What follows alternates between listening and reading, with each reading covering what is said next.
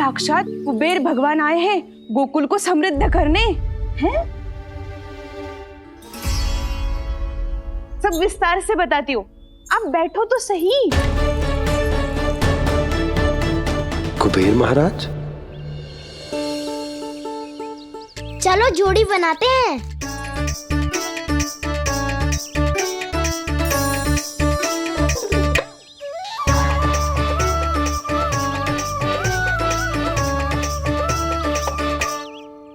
मुझे तो किसी ने ना चुनो, मैं क्या करूं? अरे सुबल, तुझे तो सबसे महत्वपूर्ण भूमिका निभानी है।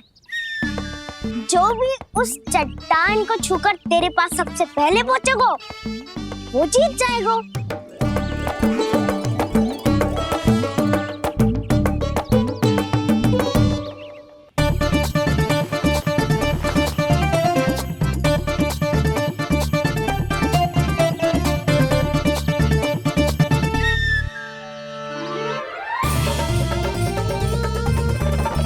आरंभ करो।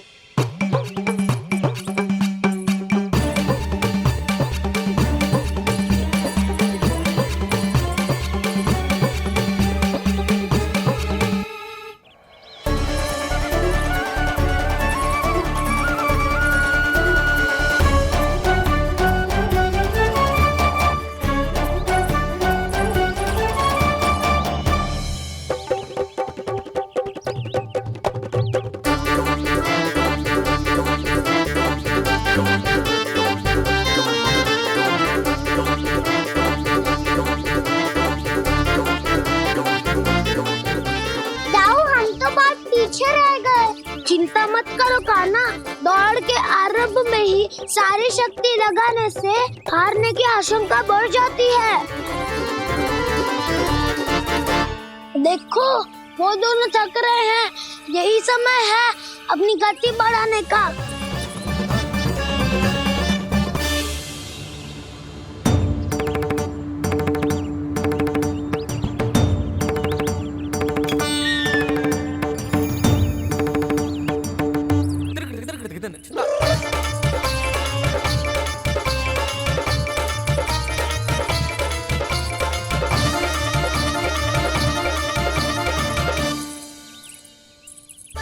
लो, हमारी जोड़ी सबसे पहले पहुंच गई।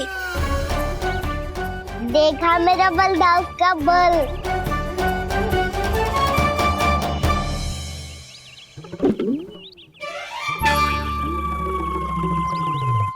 ताऊ, वो देखो।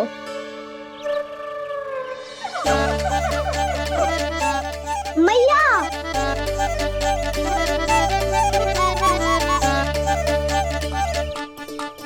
अपने परिवार या अपने सखाओं के साथ या किसी ऐसे व्यक्ति के साथ जिसे उसकी आवश्यकता हो बांट लेना चाहिए, ताकि सबके पास पर्याप्त हो और किसी को भी कुछ कमी ना हो, किसी को वस्त्र के बिना रहना ना पड़े, भोजन के बिना सोना ना पड़े।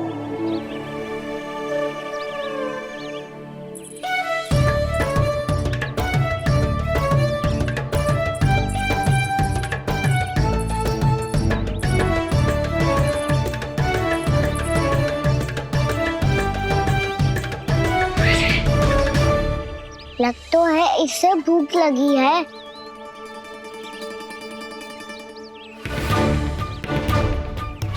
मेरी और क्या देख रहे हो? तुम्हारी पोटली में कुछ तो होगा, दे दो उसे। मेरे नैना मैया ने क्या की थी? जब हम किसी और को देते हैं ना, उससे अनेक गुना नारायण हमें वापिस कर देते हैं।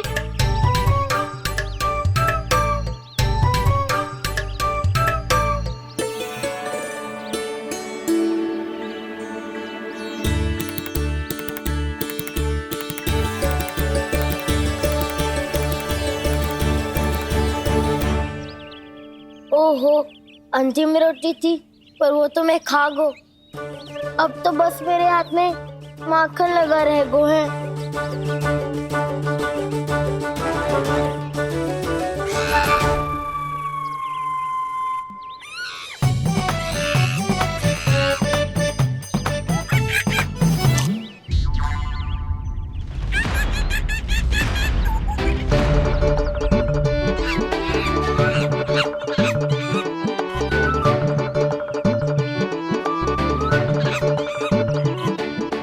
क्षमा करना सखा।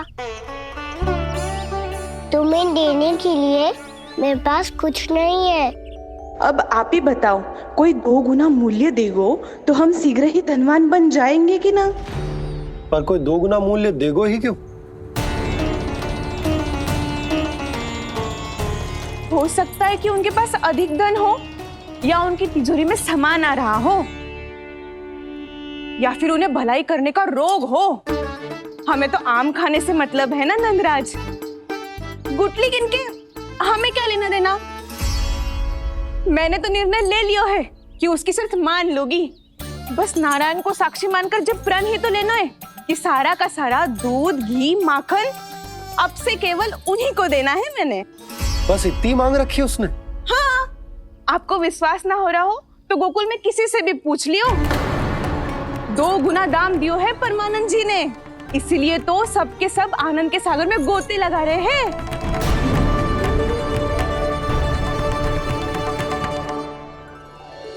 हे नारायण, सुनी है गांव वालों को 2 गुना लाभ हुआ है आज। पर मैं तो माखन बेच ही ना पाई, क्योंकि हाट जाने के लिए कोई साधन ही ना मिलो मुझे। ये नया माखन अभी अभी बनायो है मैंने। प्रतिदिन जो माखन निकालती हूँ सबसे पहले आपको चढ़ाती हूँ, ये सोचकर कि कभी तो आपकी कृपा होगी। पर जाने आपका आशीर्वाद कब मिलेगा मुझे, पर जाने कब आपका आशीर्वाद मिलेगा मुझे। यदि इस बार भी मेरा माखन बेकार हो गयो ना, तो सच्ची कह रही हूँ, कल से भोग में आपको कुछ भी ना चढ़ाऊंगी मैं। कल से भोग में आपको कुछ भी ना चढ़ाऊंगी मैं। कान्हा, मुस्कुरा क्यों रहे हो? वानर महाराज की भूख कैसे मिटानी है पता है मुझे। कैसे? माखन से। पर माखन कहाँ मिलेगा? सावित्री मौसी के घर से। तो क्या तुम फिर से माखन चुराने की सोच रहे हो? डाउन मेरी बात प्रश्न ही नहीं उठता, इसकी अनुमति नहीं दूंगा मैं। गोकुल वासियों को ऐसा वचन देने की अनुमति ना दे सकता मैं। बिना सोचे समझे कैसे वो किसी अपरिचित व्यापारी के शब्दों पर विश्वास कर सकते हैं?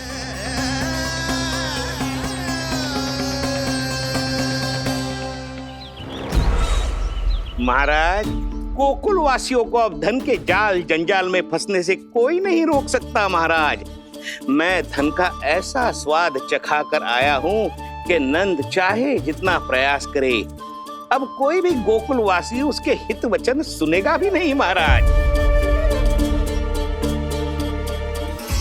ये बहुत गंभीर बात है, हमें सभा बुलानी होगी यशोदा। जशोदा जी, आप भी कुछ कहो ना नंदराज से। जे अधिक ही सोच रहे, इतनी चिंता करने की कोई आवश्यकता ना है। आवश्यकता तो है। वैसे तो जब कोई लोभ के जाल में फंस जाता है तो उसका बाहर निकलना असंभव है, किंतु फिर भी अपनी दृष्टि चौकन्नी रखना और कान गोकुल में होने वाली हर हलचल पर, क्योंकि मैं नहीं चाहता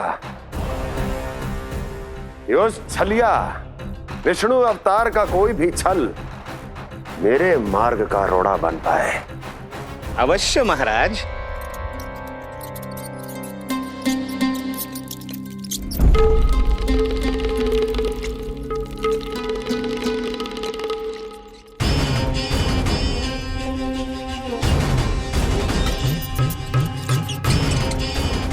लोभ, ध्यान रहे परमानंद, गोकुल वासियों पर लोभ का प्रभाव हर बीतते क्षण के साथ बढ़ता चला जाना चाहिए। महाराज, जैसे किसी कबूतर को बिल्ली दबोच लेती है, वैसे ही मेरा फैलाया हुआ लोभ गोकुल वासियों को अपने पंजों में दबोच लेगा, सब झटक लूंगा।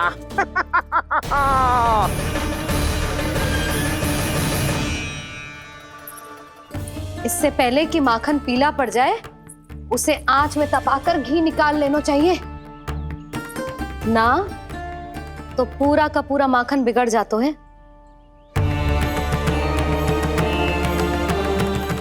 मैं अभी भोला से कहकर सारे ग्वाल ग्वालियरों की सभा बुलाता हूं। मुझे सबसे बहुत महत्वपूर्ण विषय पर बात करनी है।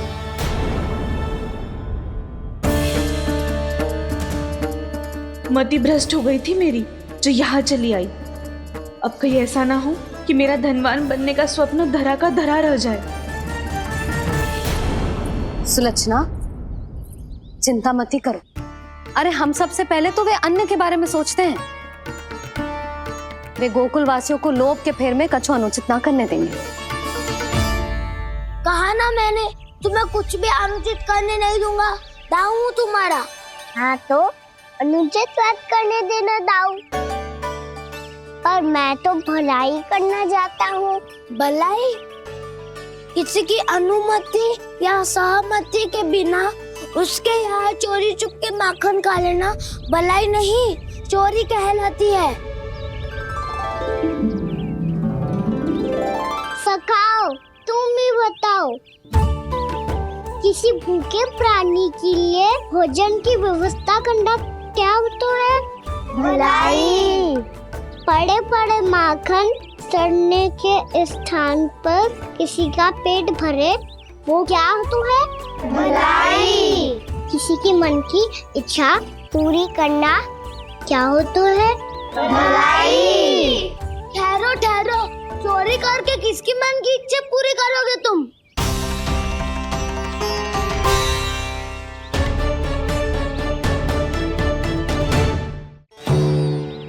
और किसकी दाऊ?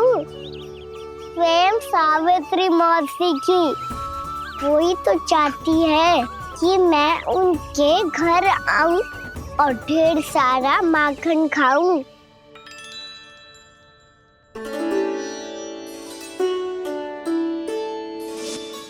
तो फिर अगला घर आपका। क्षण भर तो ऐसा लगो जैसे कान्हा ने मेरे मन की इच्छा सुन ली हो। वैसे कितना अच्छा हो तो यदि सुन ही ले तो। तुम्हारे कहने का अर्थ है कि सावित्री मौसी चाहती थी कि तुम उनके घर भी जाओ, जैसे जानकी के घर गए थे। ये बात तो उन्होंने मैया के सामने भी कही थी कि मैं उनके घर जाऊं। ये तो उनका सौभाग्य होएगा। किसी का सौभाग्य बिगाड़ते इतने बुरे ना है हम। ये बात तो सही कही है। मुझे भी कुछ अनुचित ना लगता है इसमें। तुम तो सत्यवादी हो मधुमंगल, तुम्हें क्या लगता है? अब बोल भी दो, वानर महाराज भूखे हैं।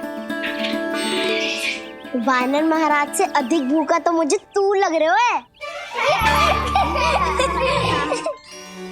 यदि कान्हा सच्ची में जैसा वानर महाराज की भूख मिटाने के लिए और सावित्री मौसी की इच्छा पूरी करने के लिए कर रहा है, तो दादी के सीख के अनुसार मुझे इसमें कछु अनुचित ना लगतो। पक्का हम सच में चोरी नहीं भलाई करने जा रहे हैं। सही कहा दाऊ। यदि भूखे असहाय वानर महाराज का पेट भरोगे तो इसका असली पुण्य तो सावित्री मौसी को ही मिलेगा। इसका अर्थ तो ये हुआ कि कान्हा सावित्री मौसी के घर माखन चुराने नहीं जाएगा, बल्कि उसे दुगना कर देगा। बात तो सही है, तो फिर मैं तुम्हें नहीं रोकूंगा।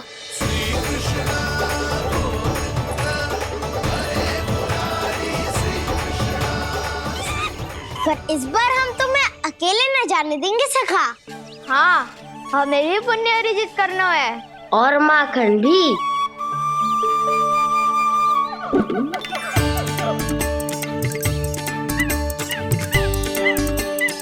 लगता है देव वानर महाराज भी हमारी टोली ऑमलेट होना खाते हैं। तब तो ये सबको ये कला सिखानी पड़ेगी। सही कहा सका, अच्छे काम का प्रचार प्रसार तो होना ही चाहिए ना।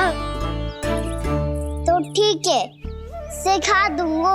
और हमारी टोली कहलाएगी शौर्य विद्या प्रसारण टोली। और कान्हा, तू बन जाइयो इसका अध्यक्ष और दाऊ बनेंगे उपाध्यक्ष। मुझे स्वीकार है। शौर्य विद्या प्रसारण टोली की जय! शौर्य विद्या प्रसारण टोली की जय! और सुनो क्या करना है और कैसे।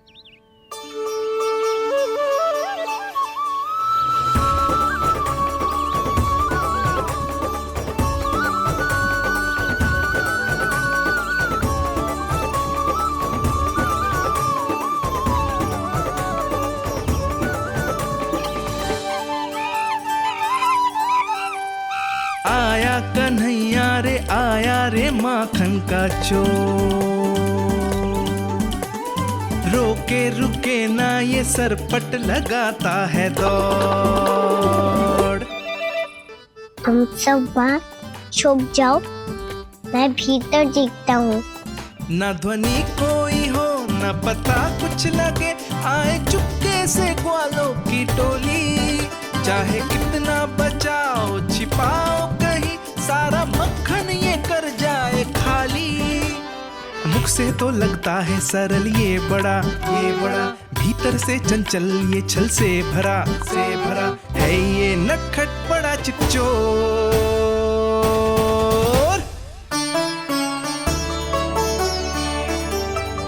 इतनी ऊपर टांग रही हो मासी।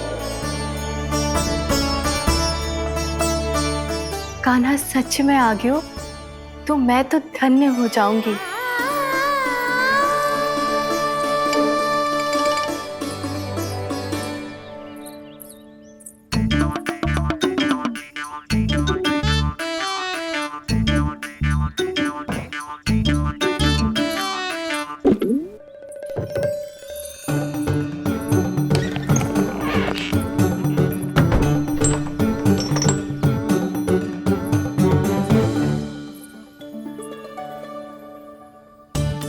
मन तो करता है सारा दूध दही माखन उसे बुलाकर अपने हाथों से खिला दूं।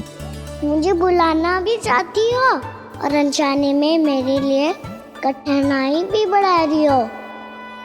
पर मेरे यहाँ क्यों आएगा कान्हा? इससे अच्छा तो यही होगा कि कल माखन बेचने के लिए कहीं से सकट का प्रबंध कर लूं।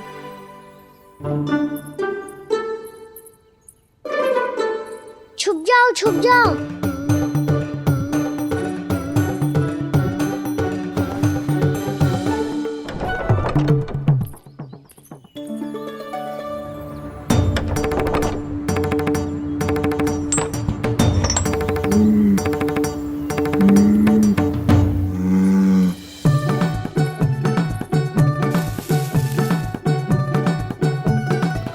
वैसे भी वो ठहरा राजकुमार, एक साधारण गोपी के यहाँ का माखन काहे खाएगो।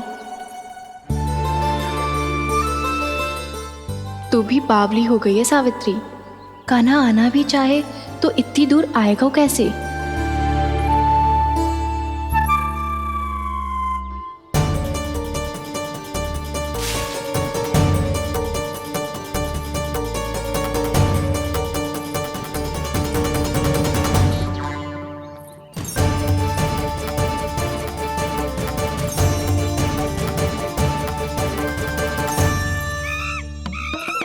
ओ मैया,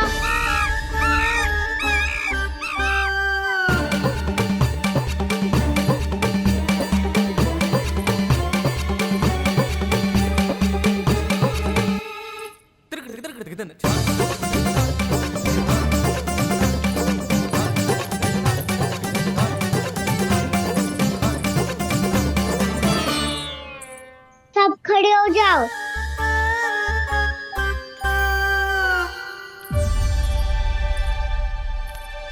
सच्ची मैं भी कितनी बावली हो गई हूँ ना।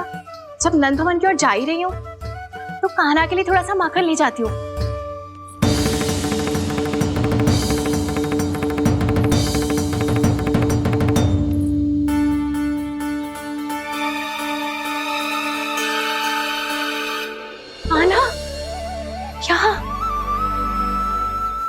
स्वप्न है या फिर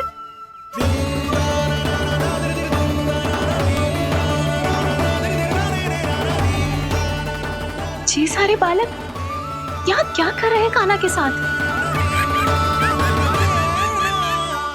क्या जानकी सत्य कह रही थी? कान्हा यहाँ पर माखन चुराने आया है। मुझे स्वयं जाके इसे माखन खिलाना चाहिए। चलो सावित्री मौसी के वापस लौटने से पहले मैं कार्य समाप्त करके वापस भी जाना है। कोई पकड़ी मत जाना।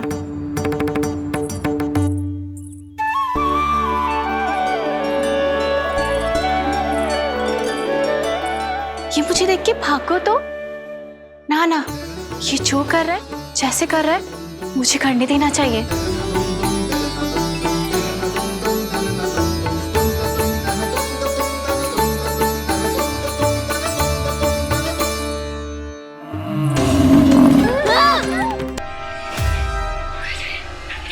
हे नारायण मैया, तुम सब डर क्यों गए? कोई भी तो नहीं है यहाँ। पर वो तो है सावित्री मासी का रक्षक बलदार।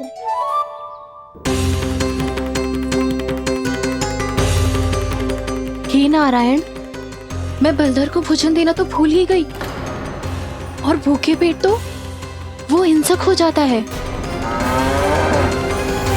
कान्हा, तूने सुना है ना कैसे सींग घुमा के और लाते उठा उठा के मारता है? बलराम नहीं है जो तुम्हारी रक्षा करेगा, बलदर है वो। बहुत कथाएं सुनी है इसके क्रोधित स्वभाव की, पर अपनी आंखों से ना देख लो। चल खाना, लौट चल।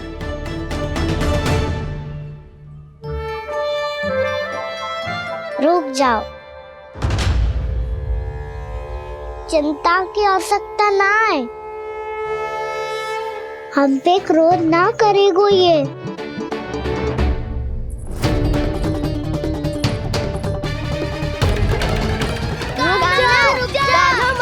रुक जा कान्हा, रुक जा कान्हा, लौट जाना।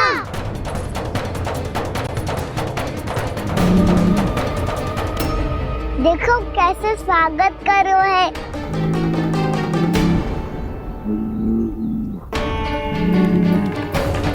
व्यर्थी भयभीत हो तुम सब।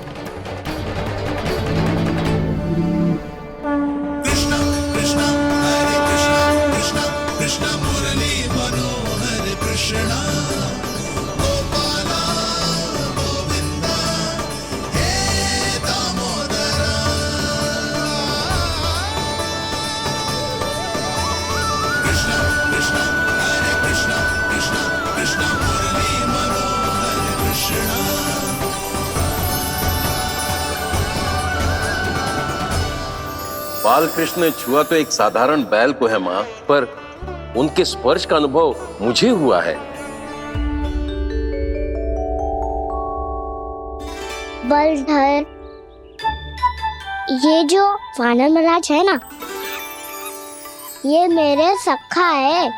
बहुत भूखे है ये, इसीलिए हम इनके लिए तरीक माखन देने आए हैं। हमारा साथ दोगे ना? मैं भी बहुत भूखा हूँ प्रभु। सावित्री मैया चारा देना ही भूल गईं। आप मुझे खोल दीजिए ना। आप भी अपना कार्य निर्विघ्न कर लीजिएगा और मैं भी घास चर के अपनी भूख मिटा लूंगा।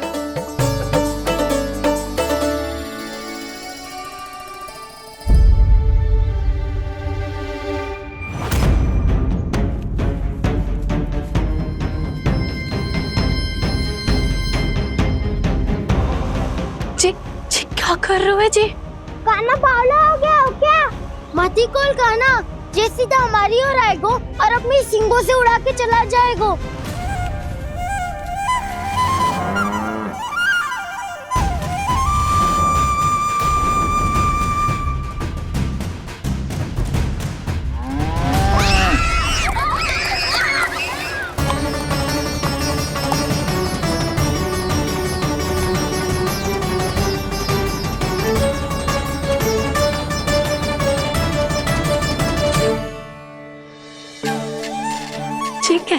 संभव है?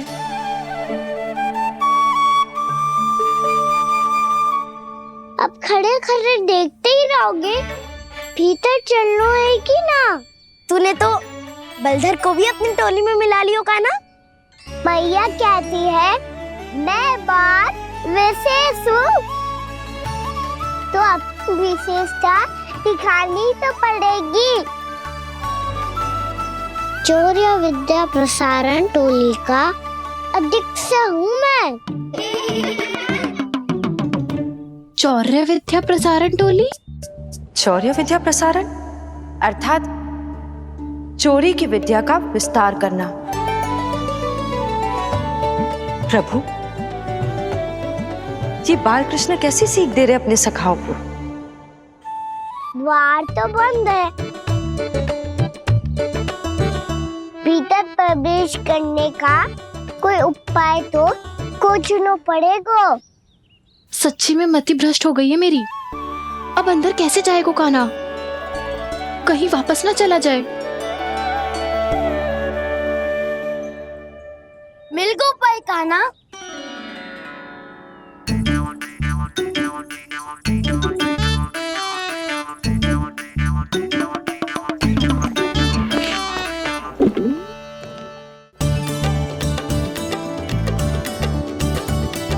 चलो भीतर प्रवेश करते हैं। रुको, सीधे प्रवेश ना करते, पहले जांच पड़ताल करते हैं कि भीतर कोई है कि ना। पर सावित्री मौसी को तो हमने बाहर जाते देखा था, और कौन हो सकता है भीतर? ऐसे बार बलदर था, वैसे भीतर कोई और हो सकता है नारायण? फिर तू ही जा, मैं ना जाऊंगा भीतर। माखन चुराना भी सरल ना है, सिर तक रहना पड़ता है। माता यशोदा यदि ये सब देख लें तो उनके मन को कितना दुख पहुंचेगा।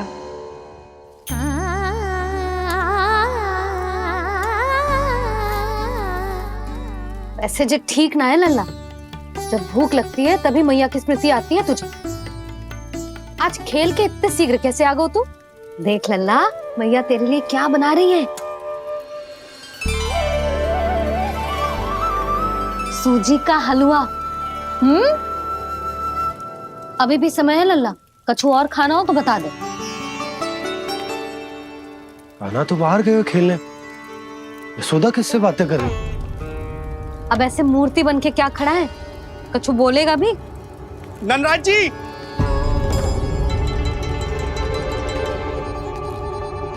नंदराज जी, लगभग सभी को सभा की सूचना दे दी है, और जो तनिक दूर रहते हैं उनके बंसी गए हुए सूचना देने के लिए, और उपनंद भैया आपकी चौपाल में प्रतीक्षा कर रहे हैं। चलो।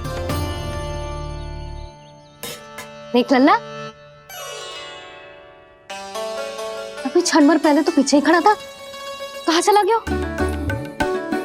देख लल्ला जी, लुक्का छिपी खेलने का समय ना है। चल मिलके नारायण को प्रसाद चढ़ाते हैं। कान्हा, कहाँ चला गया?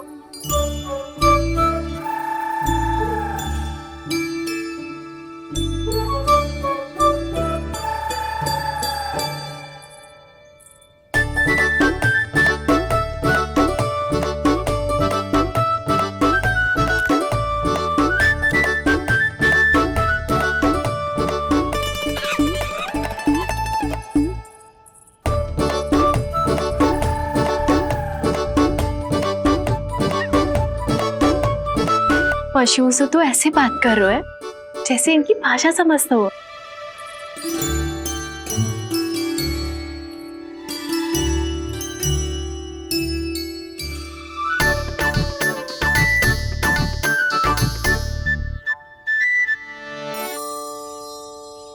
लग तो है यही रखा है सारा का सारा माखन।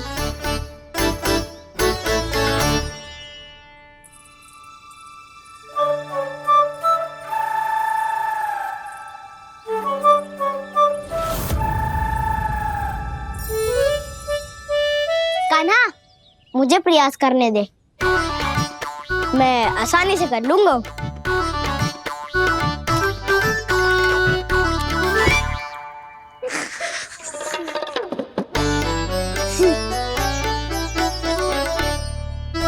सावित्री के घर की कुंडी इतनी आसानी से नहीं खुलेगी लल्ला।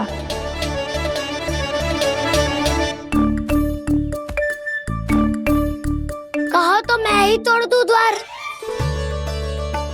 ना ना, चिंता मत ही कर काना, पीछे मुड़ के देख, सारा का सारा माखन ऊपर ही तो लटक रहो है। कोई लाभ ना होगा गाऊ, माखन तो वो रो।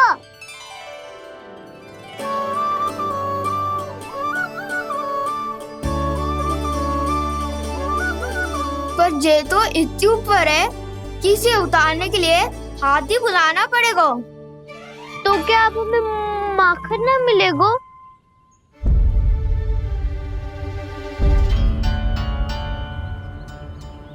मुझे क्या पता था कान्हा कि तू सच्ची में आने वालो है। ना तो मैं इतनी ऊपर लटकाती ही ना, ऊपर से चौकी भी रसोई घर में बंद है। ये तो स्वयं चाहती है कि कृष्ण इनका माखन चुरा ले। अविश्वसनीय है ये। यही तो लीला है देवी, लीलाधर श्री बाल कृष्ण की लीला, श्री बाल कृष्ण की लीला। कोई उपाय ना है कान्हा? इतनी पर्वत जितनी ऊंचाई पर तो चढ़ ना सकते हम।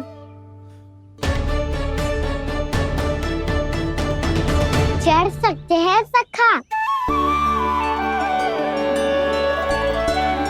यदि हम ही पर्वत बन जाए तो कुछ भी कर सकते हैं। इतनी चतुराई कहाँ से लायो है जे?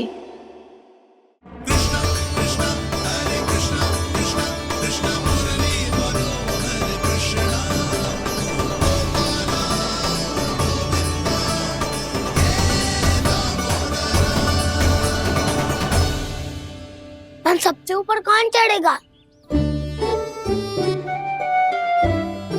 नाना मैं ना करूँगा, ये संभव ही ना है, मुझसे ना हो पाएगा। मैं चढ़ूंगा सबसे ऊपर।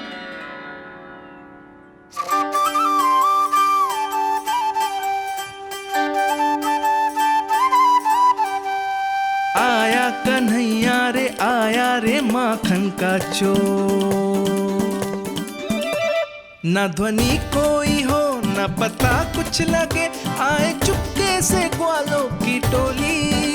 चाहे कितना बचाओ छिपाओ कहीं, सारा मक्खन ये कर जाए खाली। मुख से तो लगता है सरल ये बड़ा, भीतर से चंचल ये छल से भरा है ये नटखट बड़ा चिच्चोर।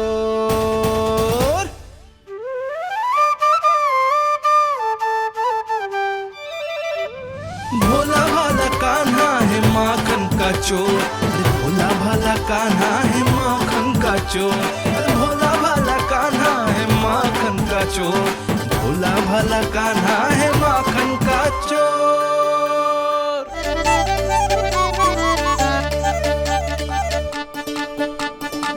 कान्हा की योजना सफल हुई, माखन मिल गयो।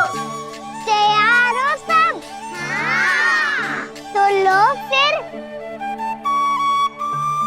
अब खाएगो जे मेरा माखन।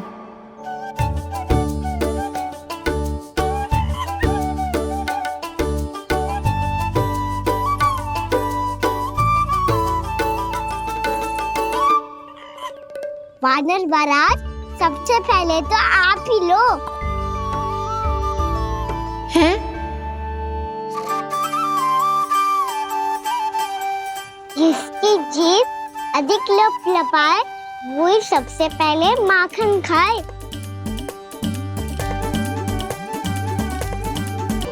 स्वयं हाथों से अपने ये बांटे, पूरी टोली को माखन खिलाए।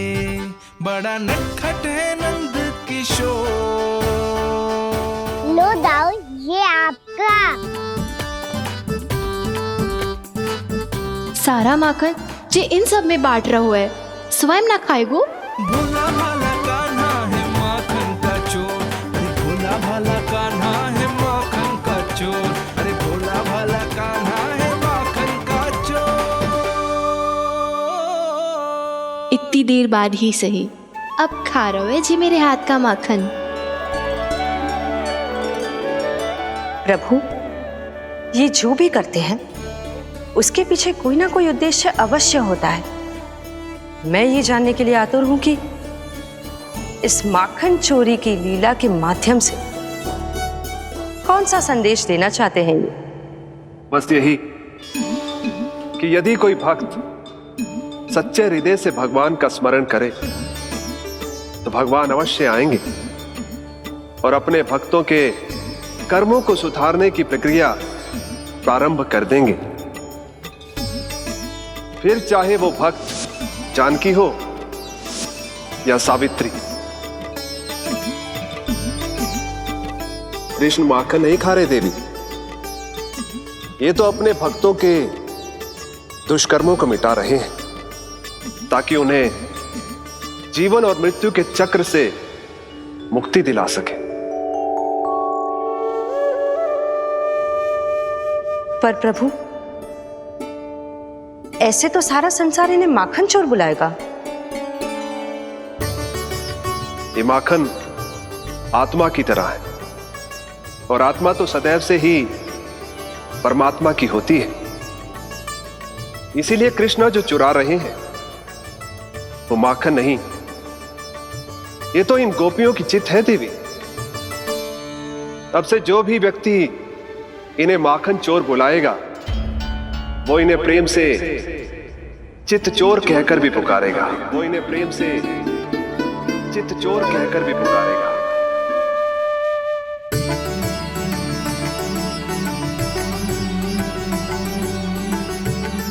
सही कहा आपने प्रभु, चित चोर तो है ये। इन्होंने केवल गोपियों का नहीं, अपनी मैया का भी चित चुराया है। कान्हा,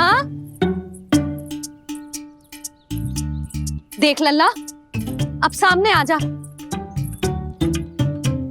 लल्ला,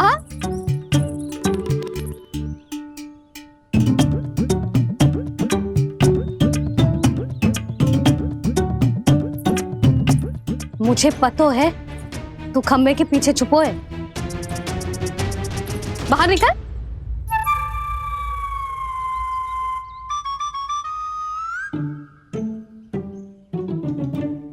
मैया,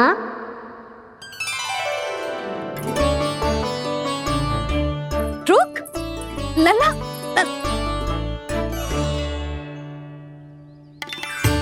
ठीक है मत आ, मैं अकेले अकेले पूजा करने जा रही हूँ।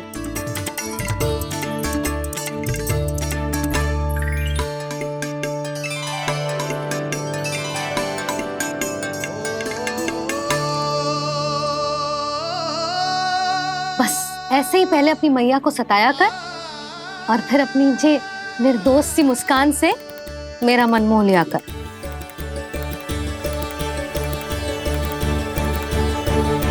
और चाहिए?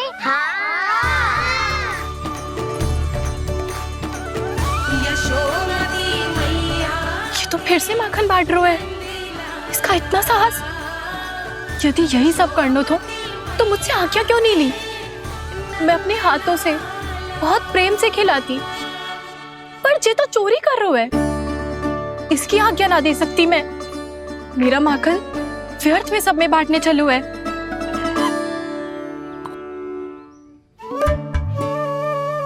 दो वानर महाराज और तनिक ले लो। सखा तो सखा, ये तो वानरों में भी बांटने लगा है। और चाहिए? नाना, नन्ना है, भैया ने क्या कही थी? लोभ बहुत भयानक राक्षस है। पर कान्हा, अभी तो गले तक ही गया है माखन। पूरी मटके चट कर गए और माखन अभी तक गले तक ही पहुंचा है। हाँ, भूख तभी मेरी भी ना मिटी है। वसंता, इसे तुम ले लो।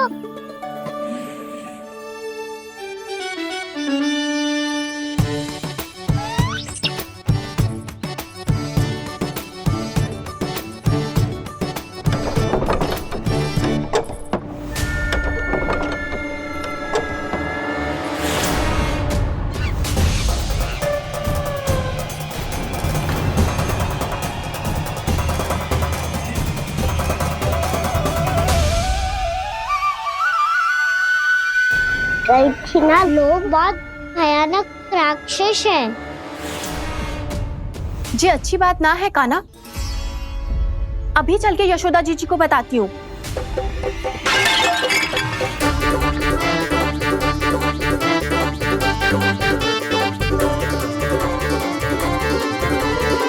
पर आप ही नहीं तो कही थी कि आप किसी को कछु ना बताती, बल्कि प्रसन्नता से खिलखिल जाती।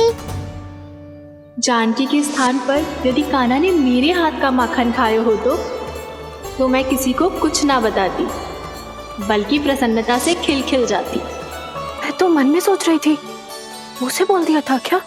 सच्ची बात तो ये है मौसी, ये मानव महाराज पूछे थे, इसीलिए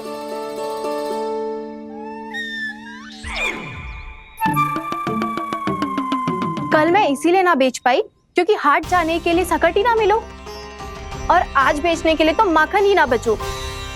चिंता मत करो मौसी, 2 गुणों से भी अधिक मिलेगा। भूखे की भूख मिटाने का पुण्य प्राप्त किया है आपने। बस आप मैया को कछु मत बताइयो।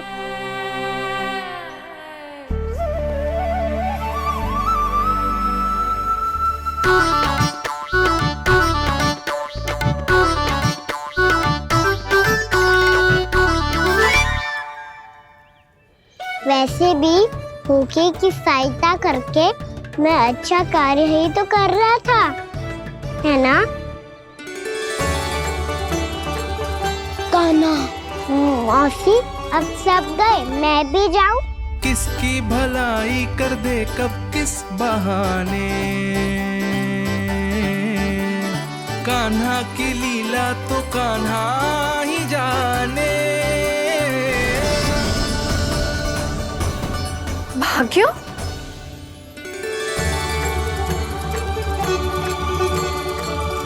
कान्हा,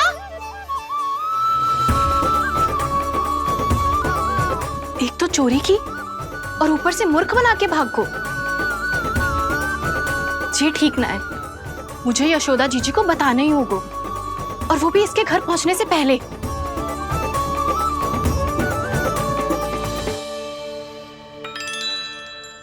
अरे पल्लू मत खींच, तनिक रुक जा, दे रही हूँ, पूजा तो करने दे।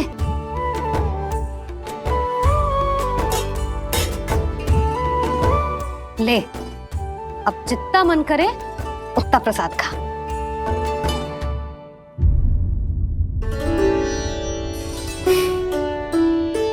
या तो मैं सच्ची बावली हो गई हूँ कि मुझे हर समय कान्हा दिखता रहता है, या फिर मेरा लल्ला कुछ अधिक ही विशेष है कि मेरे साथ ना होके भी सदैव अपनी मैया के साथ ही रहता है।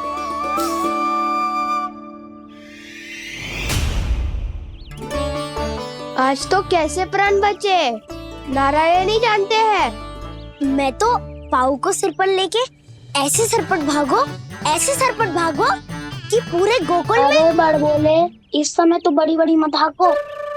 पर असली लाभ तो वानर महाराज ने उठाया है। पूरी की पूरी मटकी अकेले लेके निकल लिए। ये हमारी प्रतीक्षा कर रहा था ताकि हम माखन बांट सके। हमारे साथ ना दाऊ, उनके साथ।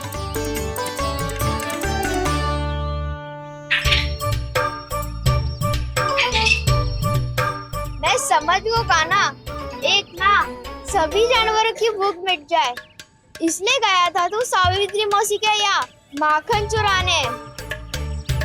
इससे पहले कि वो हमारे यहाँ पहुँच जाए, हमें घर पहुँचना होगा दाऊ। चाहे कछु हो जाए, पर देरी ना होनी चाहिए। इससे पहले के बहुत समय बीत जाए, हमें ये समझना होगा कि लोभ आदमी की बुद्धि को भ्रष्ट कर देता है, हमारे सोचने समझने की क्षमता को नष्ट कर देता है। बहुत समय पहले की बात, एक साधु था। वो सुनसान घने जंगल में रहकर साधना करता था। ब्रह्म ज्ञान को प्राप्त करने ही वाला था कि अचानक से एक दिन उसे एक सुनहरी बिल्ली दिखाई थी। उसने उसे देखो तो सोचो कि ये तो बहुत सुंदर है, इसे तो मेरे पास रहना चाहिए, और उसने उस बिल्ली को अपने पास रख लिया। फिर उसने सोचो कि इसे तो दूध की आवश्यकता होगी और उसके लिए गाय की, तो उसने एक गाय भी रख ली। अब गाय को चारे की आवश्यकता होगी और चारे के लिए भूमि की। नारायण की कृपा से भूमि का प्रबंध भी हो गयो। अब भूमि को जोतनो है, चारा उगानो है, चारा काटनो है और उसे गाय को खिलानो है। गाय को खिला के उसे दूध निकालनो है और दूध निकाल के बिल्ली को पिलानो है। कार्य बढ़ गो। अब उसे लगो कि सहायता के लिए 2 जोड़ी हाथ और होने चाहिए, तो उसने विवाह भी कर लियो।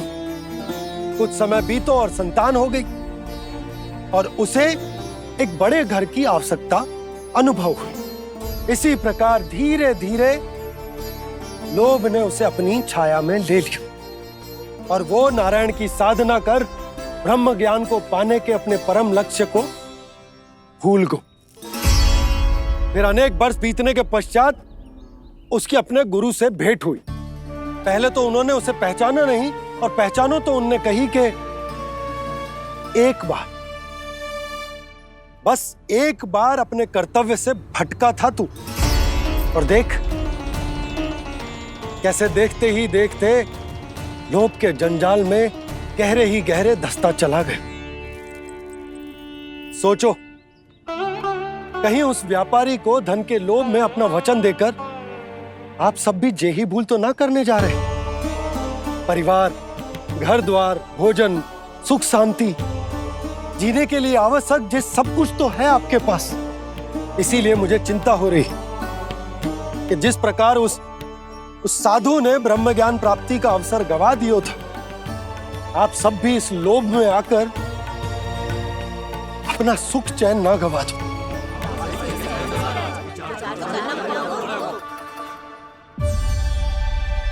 लग तो है बात सबको समझ आ रही है।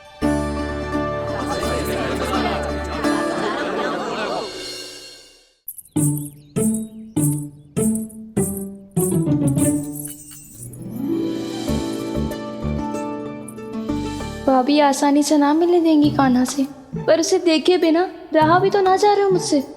कहाँ है वो? मुझ पे बहुत क्रोध है उन्हें। इतने शीघ्र शांत ना होगा, उन्हें मनाना तो पड़ेगा ताकि मैं नंद भवन में फिर से बिना किसी रोक टोक के आ जा सकूं। पर क्या बोलूं, कैसे मनाऊं उन्हें?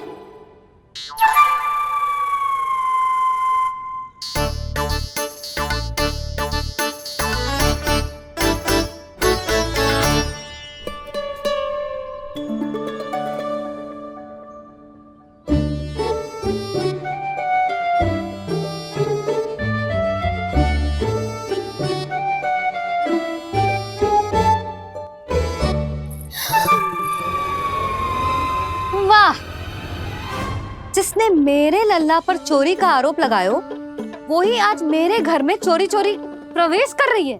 नाना भाभी, ऐसी कोई बात ना है, मैं तो बस ये देखने आई थी कि जसोदा भाभी का क्रोध शांत हुआ कि ना? सुन ले जानकी, मेरा क्रोध उसी दिन शांत होगा जिस दिन तू सारी गोपियों के सामने मेरे कान्हा पर लगाया आरोप वापस लेगी। चोरी करेगा तो आरोप ही लगेगा ना जीजी। फिर से आरोप?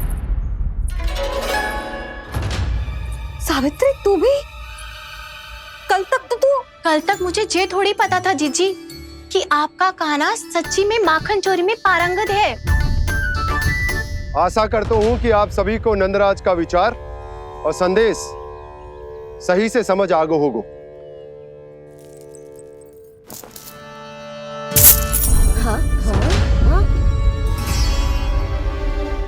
सिक्कों की खनक बता रही है कि पोटली कितनी भारी है। एक ही दिन में कितनों धन पा गई जे। हमें भी इससे अधिक धन अर्जित करना होगा, तभी तो हम अपने उज्जवल का भविष्य उज्जवल कर पाएंगे। पहली बार कछु बुद्धि की बात की है तूने। नंदराज, हमारे मन में आपका बहुत सम्मान है, पर हम जो करना चाह रहे हैं वो लोभ ना है, वो तो विकास है। हाँ हाँ नंदराज, हम अपना और अपने संतानों का भला बुरा सोचे बिना कब तक अपना जीवन इस प्रकार जीते रहेंगे? फिर पिछले 4 वर्षों से हमने आपको कर भी तो ना दियो है। मुझे तो लगता है कि नंदराज की बातों पर शांति से सोच विचार के बाद ही कुछ निर्णय लेना चाहिए। ऐसा मौका बार बार ना तो नहीं, हमें सोच विचार कर निर्णय लेना है सबने।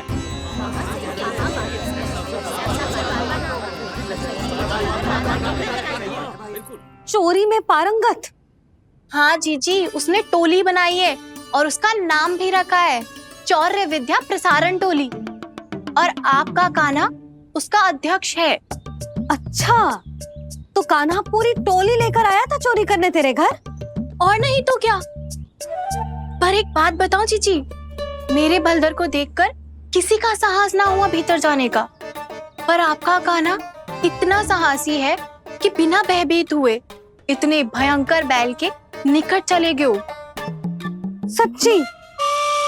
और तेरे रक्षक बैल ने कुछ ना किया उसे? है ना अचरज की बात। क्रोध के स्थान पर वो तो उसके सामने ऐसे झुको जैसे कि प्रणाम कर रहा है? और जीजी, आपका कान्हा साहसी ही ना, बहुत चतुर भी है। मैंने मटकियां बहुत ऊपर लटकाई थी, पर बताओ कि बिना चौकी के मटकी को नीचे उतारने का उपाय किसने ढूंढा? किसने? आपके चतुर कान्हा ने। उसने अपने सखाओं को पर्वत बनायो और एक पक्के सेनापति की तरह बिना भयभीत हुए उनके ऊपर चढ़ गयो और मटकियां उतारने लगो, और एक ही ना, तीनों की तीनों मटकियां उतार ली। तीनों? हाँ जीजी, और वो इतना दयालु है कि पहले एक मटकी का माखन सब में बांट दियो, और फिर बची हुई 2 मटकियों में से एक मटकी अपने सखाओं को दे दी, और फिर दूसरी मटकी एक भूखे वानर को दे दी। और फिर जब मैं उसके सामने जाके प्रश्न करने लगी तो उसने मुझे अपने तर्कों के जाल में उलझाया और बड़ी आसानी से सिद्ध कर दिया कि वो तो परोपकार कर रहा था। मैं तो देखती ही रह गई, और शब्द तो ऐसे झड़ते हैं मुंह से जैसे कि फूल। रुक जा सावित्री, पहले तू ये निर्णय ले ले कि तू मेरे लल्ला का गुणगान करने आई है कि उसकी निंदा करने? निंदा करने ही आई हूँ जीजी। जानकी सत्य कह रही थी, आपका कान्हा माखन चोर ही है और बलराम के साथ भागा था। बलराम क्यों? वो तो साक्षात गरुड़ देव की पीठ पे बैठ के उड़ के आयो है, तभी तो तुझसे बहुत पहले आके यहाँ बैठ गओ ना। आ देख ले, आजा। देखो कैसे बैठ के सब पहरा दे रहे हैं कि कोई पंछी अनाज ना चुगले, और तुम दोनों व्यर्थ में इन सब पर दोष लगा रही हो। कान्हा के निकट जाने का प्रयास भी मत करना। पहले मेरे लल्ला पर आरोप लगाती हो, फिर उससे मिलना भी चाहती हो।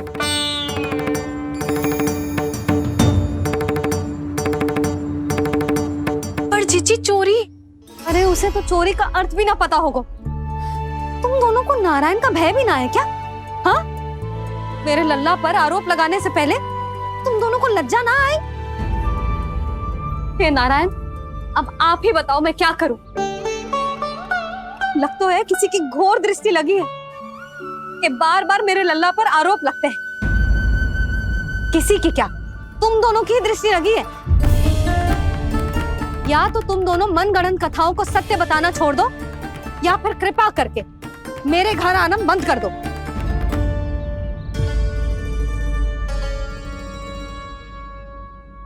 अब दोनों मुंह क्या ताक रही हो? हाँ, जाओ यहां से। और तुम दोनों नंद जी की सभा में क्यों ना गई? हाँ?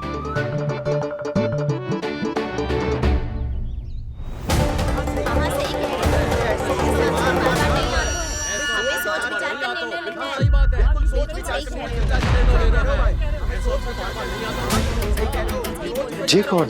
पहले तो कभी ना देखो इसे।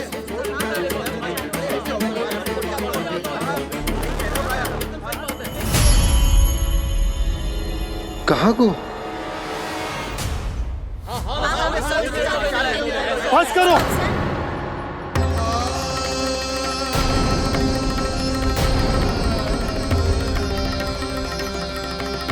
मेरी आंखों के सामने मैं गोकुल में इस तरह फूट पड़ते ना देख सकता। राजा हूं मैं, परंतु आज तक मैंने कोई भी निर्णय आप सब पर ना थोपो और ना ही आज थोपूंगा। मुझे पता है आप सबके पास कल सूर्यास्त तक को समय, इसीलिए मेरी विनती है कि आप घर जाकर रात्रि को इस बात पर पुनः विचार अवश्य कीजिएगा। सोचिएगा कि कोई भी व्यापारी अविश्वसनीय रूप से सस्ता क्रय विक्रय क्यों करेगा जब तक कि उसका कोई छुपा हुआ लाभ ना हो। हमें सोचना होगा कि कहीं हम उसके बिछाए जाल में फंस तो ना रहे।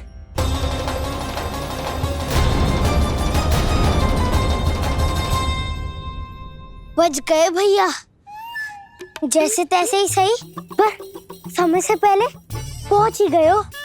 सावित्री मौसी तनिक सी बात को इतना बड़ा चढ़ा के बोल रही थी जितना उज्जवल भी ना बोलतो।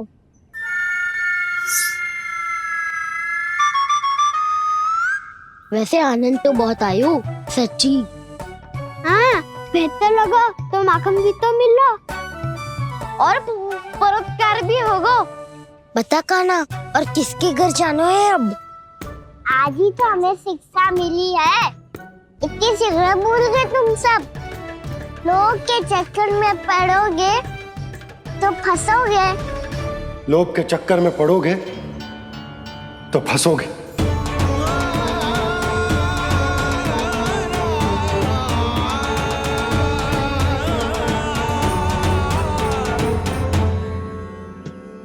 चोर चोर कह रही है मेरे निर्दोष से बालक को। अब तो इन दोनों ने अति ही कर दी है।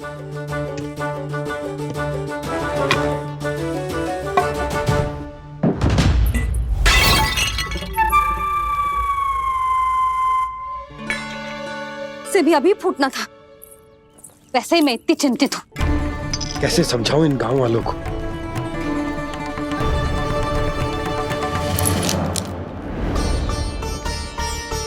कोई समझने को तैयार ही ना है।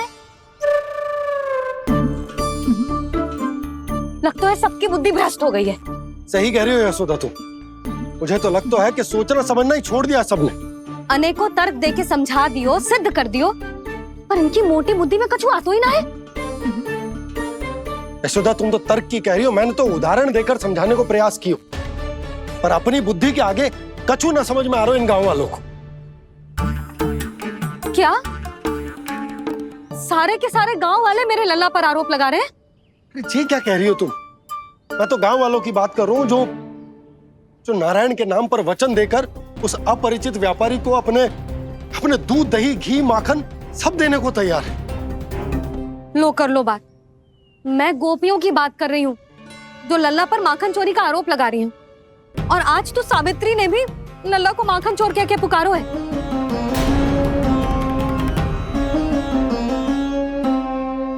सावधान यशोदा, कहीं बड़ा होकर माखन चोर ना बन जाइए। अच्छा, ये सब आप छोड़ो। स्त्रियों की बात है, मैं संभाल लूंगी। आप ये बताओ सभा में क्या हुआ? गोकुल में फूट पड़ गई यशोदा, लोभ की फूट।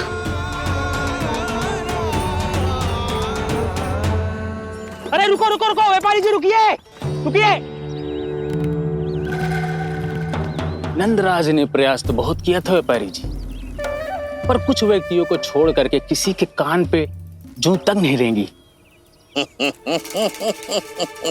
इसका अर्थ फूट पड़ चुकी है लोभ की वजह से। बहुत ही शुभ समाचार लाए हो गुप्तचर। अब शीघ्र ही दिखेगा लोभ का चमत्कार।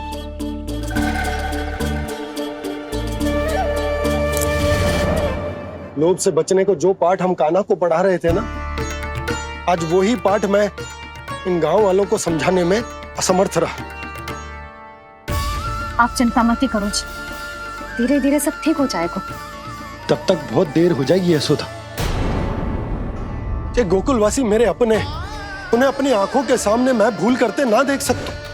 वो सुलक्षणा वो उस व्यापारी के प्रभाव में आ गए और शंकरी मौसी और सुमति भी सुलक्षणा के मार्ग पर ही चल रही। कान खोल के सुन ले बहू, आज से घर में दूध पीनो बंद, दही खानो बंद और माखन तो बिल्कुल न खानो। पर मैया, पर किंतु परंतु कुछ ना सुननो मुझे। सुलक्षणा की जैसे धनवान बननो है कि ना?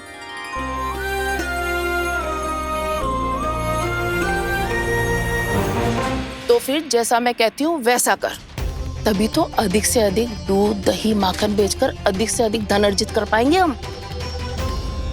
सुलक्षणा को उस व्यापारी की तरह धनवान बनना है और शंकरी मौसी को सुलक्षणा की तरह। ऐसे तो पूरा गांव ही लोभ में पड़कर कल उस व्यापारी के पास पहुंच जाएगा। अब तो फिर स्त्रियों को मुझे अपने ढंग से समझाना पड़ेगा। अब गोकुल वासियों को चाहे कोई भी कितना भी समझा ले, बुझा ले, ज्ञान बांटे, उन्हें केवल एक ही भाषा समझ में आएगी, लोभ की भाषा। लगता है आपके पास बहुत उत्तम योजना है व्यापारी जी। सब झटक लूंगा।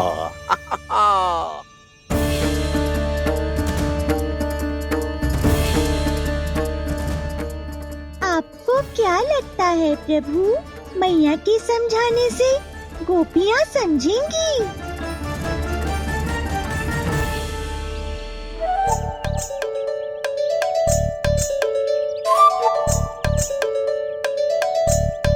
कान्हा, और कितनी प्रतीक्षा करवाएगो?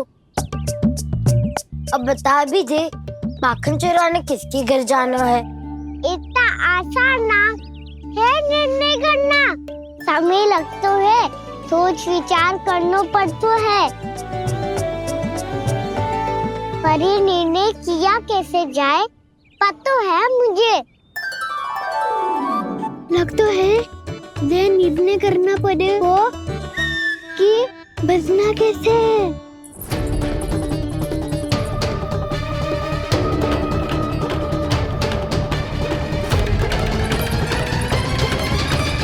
सावित्री मौसी ने हमारे चौर्य विद्या प्रसारण के बारे में सबको बता दियो क्या?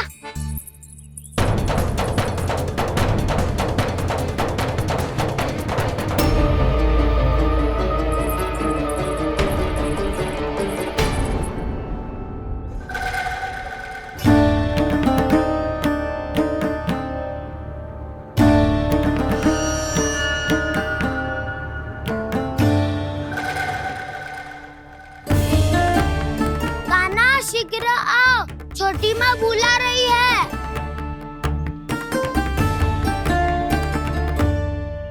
अब डांट भी पड़ेगी और कुटाई भी होगी।